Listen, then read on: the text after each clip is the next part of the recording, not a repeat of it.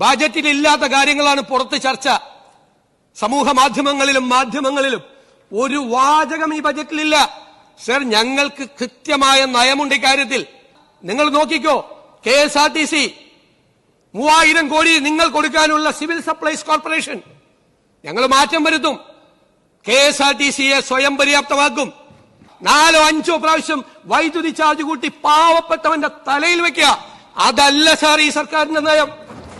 ആ വൈദ്യുതി ബോർഡിനെ ഞങ്ങൾ ലാഭത്തിലാക്കും. സാർ, വെള്ളാനകളായ പൊതുമേഖലാ സ്ഥാപനങ്ങളെ ഉണ്ടാക്കി പാവപ്പെട്ട ജനങ്ങൾ കൊടുക്കുന്ന നികുതി ഒന്നും നോക്കാതെ എല്ലാ വർഷം കൊടുക്കലല്ല ഈ ഗവൺമെന്റിന്റെ ജോലി. കൃത്യമായ പരിപാടികളും പദ്ധതികളും ഇട്ട് ആ പൊതുമേഖലാ സ്ഥാപനങ്ങൾ ശക്തമാക്കണം, ലാഭകരമാക്കണം. ഒരുപാടൊന്നും പറഞ്ഞിട്ടില്ല സാറേ, പറയുന്നതിനേക്കാൾ നല്ല പ്രവർത്തിക്കാനാ. കരിമണൽ ഇതാ കംപ്ലീറ്റ് സ്വകാര്യവൽക്കരിക്കാൻ പോവുകയാണ്. ആലപ്പുഴയിൽ പ്രശ്നമാണ്. ആലപ്പുഴയിൽ വാരാൻ കൊടുത്ത ആരാ കരിമണൽ കൊണ്ടുപോകുന്നത്? ആരാ കൊണ്ടുപോകുന്നത് ആ കരിമണൽ? എന്നെ കൊണ്ട് പറയിക്കല്ലേ. ഞാൻ അങ്ങേക്ക് വഴങ്ങാം, ഒരു മര്യാദ ഉണ്ട്. ഞാൻ എന്റെ ഒരു പോയിന്റ് കംപ്ലീറ്റ് ചെയ്തിട്ട് വഴങ്ങാം. അങ്ങേ പോലെ ഒരാൾ എഴുന്നേറ്റ് ഞാൻ വഴങ്ങായിരിക്കോ? ഞാൻ വഴങ്ങാം. അങ്ങ് പ്രക്ഷുബ്ധനാവല്ലേ, ശോഭിക്കല്ലേ, അങ്ങനെ ചെയ്യല്ലേ. ഞാൻ let me complete my points. I am on my legs. You don't have any right. VD Satheesan എന്ന രാഷ്ട്രീയ നേതാവ് കേരളത്തിൽ അറിയപ്പെട്ടു തുടങ്ങിയത് അദ്ദേഹത്തിൻ്റെ നിയമസഭയിലെ പ്രകടനങ്ങളിലൂടെയാണ്. ഏറ്റവും മികച്ച ഒരു പാർലമെൻറ്റേറിയൻ എന്ന നിലയിലേക്ക് കഴിഞ്ഞ 25 വർഷക്കാലത്തെ MLA പദവി കൊണ്ട് അദ്ദേഹം വളർന്നു കയറി. 2001-6 കാലഘട്ടത്തിലെ VS അച്യുതാനന്ദൻ സർക്കാരിൻ്റെ സമയത്ത് ലോട്ടറി വിവാദവുമായി ബന്ധപ്പെട്ട് ഉയർന്നിട്ടുള്ള ചർച്ചകളിലും സംവാദങ്ങളിലും TM തോമസ് ഐസക് എന്ന ഇടതു ബുദ്ധിജീവിയായിട്ടുള്ള അന്നത്തെ ധനകാര്യമന്ത്രിയെ തറപറ്റിച്ചതോടെ VD സതീശൻ്റെ ഗ്രാഫ് വാനോളം ഉയരുകയായിരുന്നു. പിന്നീട് 2006-11 കാലഘട്ടത്തിലെ ഉമ്മൻചാണ്ടി സർക്കാരിൻ്റെ കാലഘട്ടത്തിൽ വ്യത്യസ്തമായ നിലപാടുകൾ കൊണ്ട് അഴിമതിയോട് വിട്ടുവീഴ്ചയില്ലാത്ത പോരാട്ടങ്ങൾ നടത്തി ഭരണപക്ഷത്തെ പ്രതിപക്ഷമായി ഉയർന്നു വരുവാനും സതീശന് സാധിച്ചു. 2021 കോൺഗ്രസ് തുടർച്ചയായ 2ാം പരാജയവും നേരിട്ട സാഹചര്യത്തിൽ പാർട്ടിയെ പുനരുജ്ജീവിപ്പിക്കുന്നതിനായിട്ടാണ് രമേശ് ചെന്നിത്തലയെ മാറ്റി നിർത്തി VD സതീശനെ പ്രതിപക്ഷ നേതൃസ്ഥാനത്തേക്ക് എത്തിച്ചത്. പ്രതിപക്ഷ നേതാവ് എന്ന നിലയിലും VD സതീശൻ ഏറ്റവും അധികം ശ്രദ്ധിക്കപ്പെട്ടതും ജനങ്ങളാൽ അഭിനന്ദിക്കപ്പെട്ടതും അസംബ്ലിയിലെ അദ്ദേഹത്തിൻ്റെ പ്രകടനങ്ങളിലൂടെയായിരുന്നു. പുതിയ വിജയനെയും പഴയ വിജയനെയും തനിക്ക് പേടിയില്ല എന്ന് പറഞ്ഞ പ്രസംഗമൊക്കെ ഓരോ കോൺഗ്രസ് UDF പ്രവർത്തകരെയും കോരിത്തരിപ്പിച്ച വാക്കുകളായിരുന്നു. ഏതൊക്കെയാണെങ്കിലും ഇപ്പോൾ മുഖ്യമന്ത്രി പദവിയിലേക്ക് എത്തുമ്പോഴും VD സതീശന് വലിയ ഉത്തരവാദിത്തങ്ങൾ വർദ്ധിച്ചിരിക്കുന്ന സാഹചര്യത്തിൽ പോലും അദ്ദേഹത്തിൻ്റെ വാക്കുകളുടെ തീക്ഷ്ണതയും മൂർച്ചയും ഒട്ടും കുറഞ്ഞു പോയിട്ടില്ല എന്ന് വ്യക്തമാക്കുന്നതാണ് ബഡ്ജറ്റ് സമ്മേളനത്തിൽ അദ്ദേഹം നിയമസഭയിൽ നടത്തിയ മിന്നും പ്രകടനം.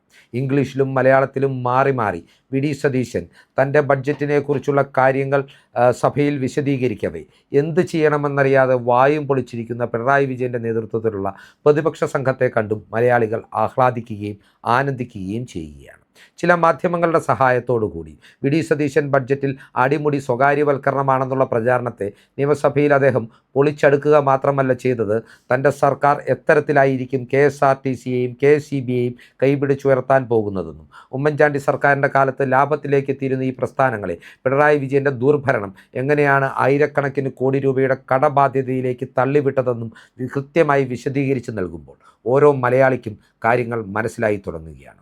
മലയാളികളെ ആവേശത്തോടുകൂടി രാഷ്ട്രീയം ചർച്ച ചെയ്യുന്ന ഒരു മനോനിലയിലേക്ക് എത്തിക്കുവാൻ നിയമസഭയിലെ മുഖ്യമന്ത്രിയായിട്ടുള്ള VD സതീശൻ്റെ മിന്നും പ്രകടനങ്ങൾക്ക് സാധിച്ചിട്ടുണ്ട്. ധാരാളം യുവാക്കൾ ഇപ്പോൾ നിയമസഭാ സമ്മേളനങ്ങൾ നടക്കുന്ന സമയത്ത് നിയമസഭയുടെ ഔദ്യോഗിക ചാനലായ യൂട്യൂബ് ഹാൻഡിലായ സഭാ TV കൃത്യമായി ഫോളോ ചെയ്യുന്നുണ്ട്. അതിൽ നടക്കുന്ന ചർച്ചകളെ സാഗൂതം വീക്ഷിക്കുകയും അതിനെക്കുറിച്ച് ചർച്ച ചെയ്യുകയും ചെയ്യുന്നുണ്ട്. രാഷ്ട്രീയവൽക്കരിക്കപ്പെട്ട ഒരു സമൂഹത്തെ രാഷ്ട്രീയ ബോധത്തിലേക്ക് തിരികെ കൊണ്ടുവരുവാൻ കൂടി VD സതീശൻ എന്ന ഈ നേതാവിൻ്റെ പ്രകടനങ്ങൾക്ക് സാധിക്കുന്നുണ്ട് എന്നത് ഏറെ അഭിമാനകരമായ ഒരു നേട്ടമാണ്. ഏതൊക്കെയാണെങ്കിലും ഇന്നലെ നമ്മുടെ പ്രിയങ്കരനായ മുഖ്യമന്ത്രി VD സതീശൻ എന്ന നേതാവ് നിയമസഭയ്ക്കുള്ളിൽ തൻ്റെ ബഡ്ജറ്റിനെ കുറിച്ചുള്ള വ്യാജ പ്രചാരണങ്ങളെ പൊളിച്ചെടുക്കുന്ന, ഇംഗ്ലീഷിലും മലയാളത്തിലുമായി പൊളിച്ചെടുക്കുന്ന ആ വീഡിയോ ദൃശ്യങ്ങൾ നമുക്കൊന്ന് കണ്ടു നോക്കാം. ഞാനിവിടെ പറഞ്ഞു സ്വകാര്യവൽക്കരിക്കാൻ തീരുമാനിച്ചു മൊത്തം. സർ, ഈ ബജറ്റിൽ എവിടെയെങ്കിലും കേരളത്തിലെ ഒരു പൊതുമേഖലാ സ്ഥാപനം പൊതുരംഗവും സ്വകാര്യവൽക്കരിക്കുന്നതിനെ കുറിച്ചൊരു വാചകമുണ്ടോ? സർ, എന്ത് ആഘോഷമാണ് ഇത്! പ്രൈവറ്റൈസ് ചെയ്യാൻ പോയാൽ സർ ഒരു സ്ഥാപനവും പ്രൈവറ്റൈസ് ചെയ്യില്ല. ഒരു സ്ഥാപനവും. എവിടെയാണ് എഴുതി വെച്ചിരിക്കുന്നത്? ബജറ്റിൽ ഇല്ലാത്ത കാര്യങ്ങളാണ് പുറത്ത് ചർച്ച. സമൂഹ മാധ്യമങ്ങളിലും ഒരു വാചകം ഈ ബജറ്റിലില്ല. സർ, ഞങ്ങൾക്ക് കൃത്യമായ നയമുണ്ട് ഇക്കാര്യത്തിൽ. ഞങ്ങൾ പൊതുമേഖലാ സ്ഥാപനങ്ങളെ അടച്ചുപൂട്ടാൻ പോകുന്നവരല്ല. നിങ്ങൾ നോക്കിക്കോ, KSRTC 3000 കോടി നിങ്ങൾ കൊടുക്കാനുള്ള സിവിൽ സപ്ലൈസ് കോർപ്പറേഷൻ ഞങ്ങൾ മാറ്റം വരുത്തും. KSRTCയെ സ്വയം പര്യാപ്തമാക്കും. സിവിൽ സപ്ലൈസ് കോർപ്പറേഷൻ ഒന്നും പറഞ്ഞില്ല എന്നിവിടെ ആരോ പറഞ്ഞു സപ്ലൈകോയെ പറ്റി. ഒരുപാടൊന്നും പറഞ്ഞിട്ടില്ല സാറേ, പറയുന്നതിനേക്കാൾ നല്ല പ്രവർത്തിക്കാനാ. അതിലൊരു വാചകമുണ്ട്, സപ്ലൈ ചെയിൻ മാനേജ്മെന്റ് മോഡലിൽ സംഭരണം നടത്തും സപ്ലൈകോ, ലാഭമുണ്ടാക്കും. സർക്കാർ സബ്സിഡി കൊടുക്കാതെ ഈ സിവിൽ സപ്ലൈസ് കോർപ്പറേഷനെ ഞങ്ങൾ സ്വയം പര്യാപ്തമാക്കും. സാർ, വെള്ളാനകളായ പൊതുമേഖലാ സ്ഥാപനങ്ങളെ ഉണ്ടാക്കി പാവപ്പെട്ട ജനങ്ങൾ കൊടുക്കുന്ന നികുതി ഒന്നും നോക്കാതെ എല്ലാ വർഷവും കൊടുക്കലല്ല ഈ ഗവൺമെന്റിന്റെ ജോലി. കൃത്യമായ പരിപാടികളും പദ്ധതികളും ഇട്ട് ആ പൊതുമേഖലാ സ്ഥാപനങ്ങൾ ശക്തമാക്കണം, ലാഭകരമാക്കണം. അതാണ് ഇതുവരെ സിവിൽ സപ്ലൈസ് കോർപ്പറേഷൻ ചെയ്യാത്ത സപ്ലൈ ചെയിൻ മാനേജ്മെന്റ്. വലിയ സ്വകാര്യ സംരംഭങ്ങൾ ചെയ്യുന്നത് പോലെ അവർ ചെയ്യും, ലാഭമുണ്ടാക്കും, സർക്കാരിന്റെ ബാധ്യത കുറയ്ക്കും. അല്ലാതെ അത് സപ്ലൈകോ അടച്ചുപൂട്ടുമല്ല, KSRT അടച്ചുപൂട്ടുമല്ല.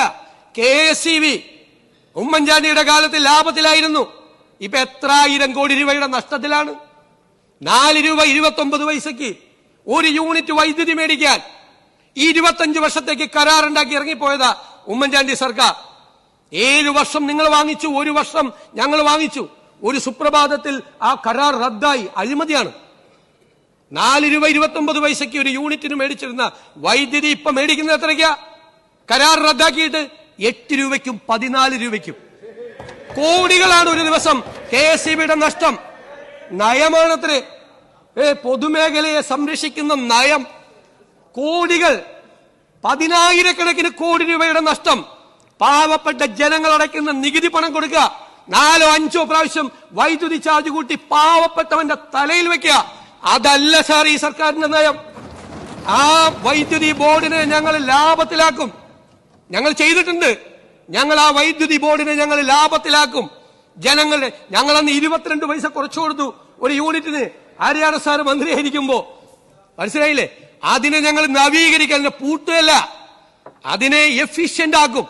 അതാണ് ഞങ്ങളുടെ സമീപനം. ഒരു സ്വകാര്യ സ്ഥാപനവും പറഞ്ഞിട്ടില്ല. ഇവിടെയുള്ള വലിയൊരു ആരോപണം എന്താ? ഇതാ കരിമണൽ സ്വകാര്യവൽക്കരിക്കാൻ പോകുന്നു. സാർ, ഈ ബജറ്റിൽ എവിടെയാണ് സാർ കരിമണൽ സ്വകാര്യവൽക്കരിക്കുമെന്ന് പറഞ്ഞിട്ടുള്ളത്? സാർ, സദേൺ എക്കണോമിക് കോറിഡോറിനെ പറ്റി പറഞ്ഞിരിക്കുന്ന സ്ഥലത്താണ് ഈ ദക്ഷിണ കേരള സാമ്പത്തിക ഇടനാഴി ശക്തമായൊരു സമ്മിശ്ര സമ്പദ് വ്യവസ്ഥ സൃഷ്ടിക്കുകയും സ്വകാര്യ നിക്ഷേപം ആകർഷിക്കുകയും ഭാവിയിൽ രാജ്യത്തിന്റെ തന്നെ തന്ത്രപ്രധാനവും സമുദ്രബന്ധിതവുമായ വികസന മേഖലകളിൽ മുൻനിര സ്ഥാനത്തെത്തിക്കുമെന്ന്. എവിടെയെങ്കിലും ഞങ്ങള് പ്രൈവറ്റൈസ് ചെയ്യുന്നു പറഞ്ഞിട്ടുണ്ടോ? ഇല്ലാത്തതാണ് കഥകൾ. ഇല്ലാ കഥകളാണ് പ്രചരിപ്പിക്കുന്നത്. മനസ്സിലായില്ലേ? ഈ നാട് മുഴുവൻ പ്രചരിപ്പിക്കുക കരിമണൽ സ്വകാര്യവൽക്കരിക്കാൻ പോകുന്നു. ഞാൻ പറഞ്ഞ വാചകം ഇവിടെ കോട്ട് ചെയ്തു ഇല്ലേ?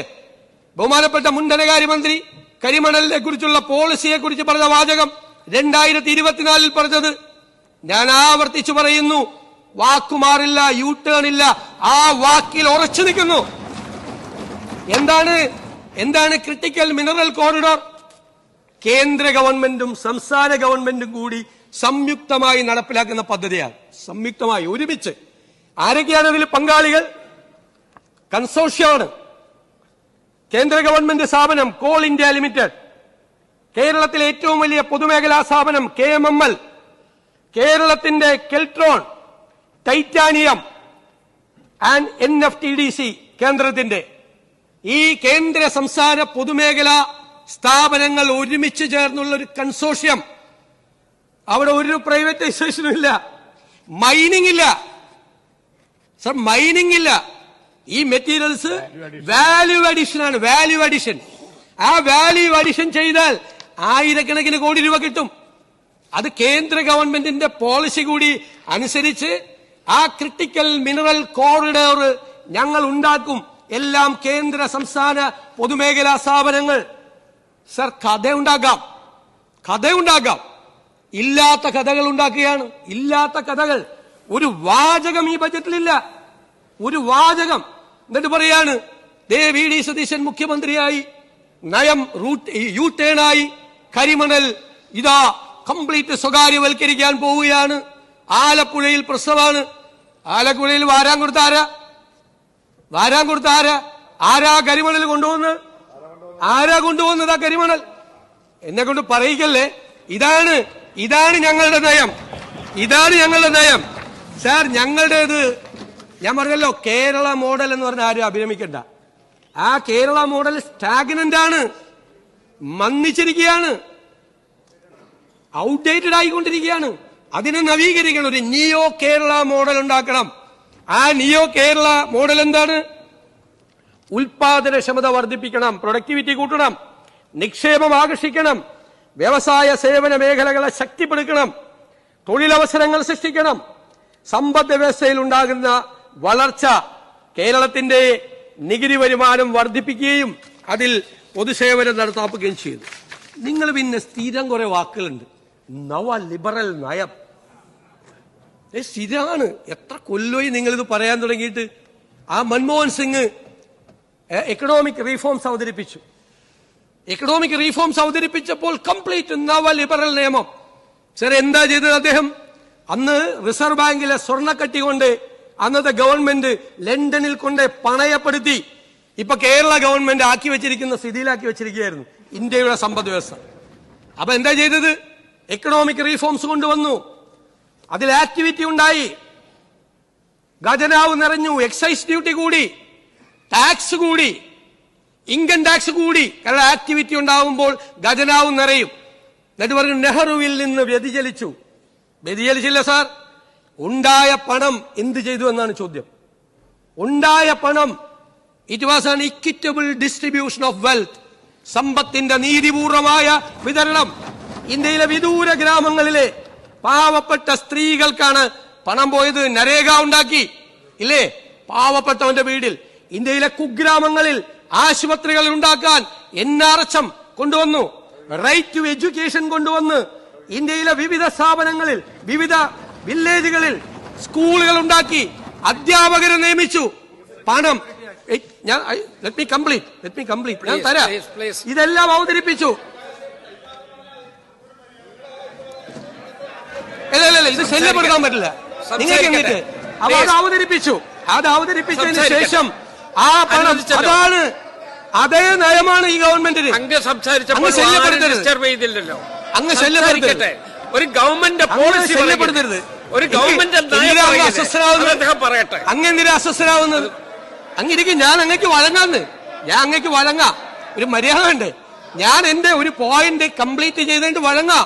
അങ്ങേ പോലെ ഒരാൾ എഴുന്നേറ്റ് ഞാൻ വഴങ്ങാതിരിക്കോ? ഞാൻ വഴങ്ങാം. അങ്ങ് പ്രക്ഷുബ്ധനാവല്ലേ, ശോഭിക്കല്ലേ, അങ്ങനെ ചെയ്യല്ലേ. ഞാൻ let me complete my point. I am on my legs. You don't have any right